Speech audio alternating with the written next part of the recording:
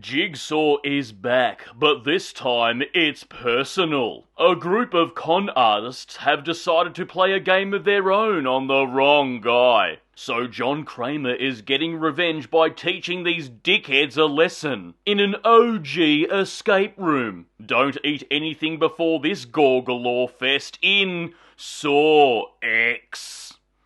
Hello there, you loose innards, and welcome back to another episode of Spicy Boy Reviews. I'm, of course, your host, Andrew Iles. That's right, the 10th installment in the Saw franchise, Saw X, directed here by Kevin Grutert. He's known for directing Saw 6, Saw 3D, and Jezebel, just to name a few. We pick up where we last saw John Kramer. No, not quite.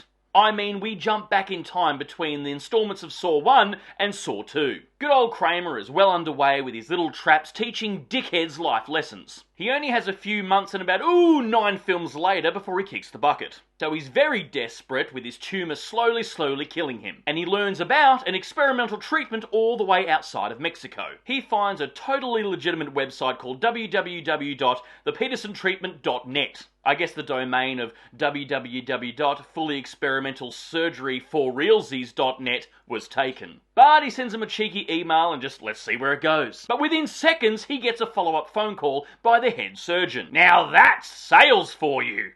John Kramer goes, what the hell, jumps on a plane and away he goes to try and get rid of his stage 4 tumour. It's about the 45-minute mark where we find out that this totally experimental treatment is bullshit. And John Kramer has been swindled by a bunch of con artists. These con artists thought they got away scot-free by swindling John Kramer for his life savings, sitting back and wait for him to die, which of course could have only gone well. Of course, we all know where this is going. Of course, John Kramer gets his revenge in his warehouse playtime fun palace. I'm not the biggest Saw franchise fan. I really like Part 1, and I especially like Part 2.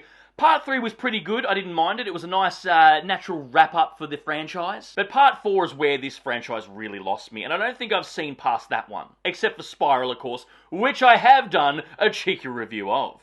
And of course, this is not my favourite genre of horror, the gore porn genre, if you will. However, I was super invested in this film. It wasn't about till the halfway mark of this movie that I realised I was actually watching a horror film. I was super invested in John Kramer as a character. The film did a very good job of siding with John Kramer here. It's a desperate attempt for his survival, a struggle if you will, and of course we get a payoff with some sweet revenge. In previous installments we've learnt about victims or players of the Saw's games of being absolute pieces of shit, but only through quick exposition dumps. But here we see the lack of empathy of these con artists, playing out in real time, and the film doing a good job of making us sympathise with a psychopathic killer. Okay, sorry.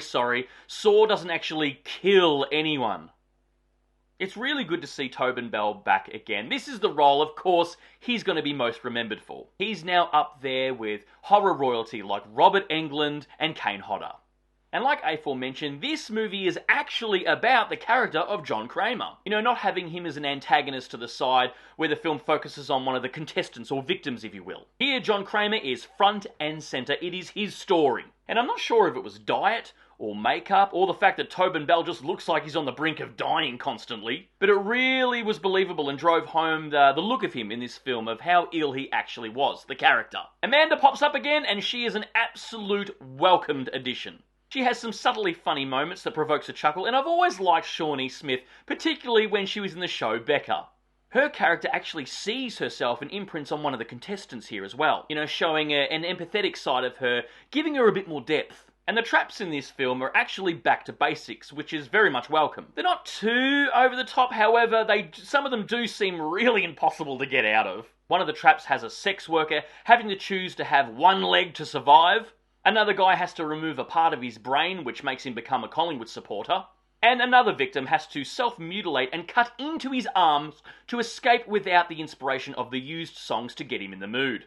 And of course, it's all gory, galore goodness, and it will have you wincing in your seats. I've got to say, the climax of this film was super tense. And of course, we get a nice little twisty twist that we've come to expect out of this franchise. However, the twist at the end of this film was very subtle, and you saw it coming. I didn't expect to like this film as much as I did. And dare I say, this is one of the best installments in this franchise. Yeah, I really liked it. Anyway, guys, that's my cheeky little review of Saw X. Write down below if you've seen it, if you're excited about seeing it and what your thoughts of it, but more importantly, what is your favourite installment in the Saw franchise? And of course, if you've made it this far into the episode, please give me a thumbs up because your love and support keeps me going, because I just love movies, and I assume you do as well. And of course, don't forget to hit that subscribe icon because I give it an episode weekly, and I'll see you back here next week for the next review, and until then, stay spooky, kids.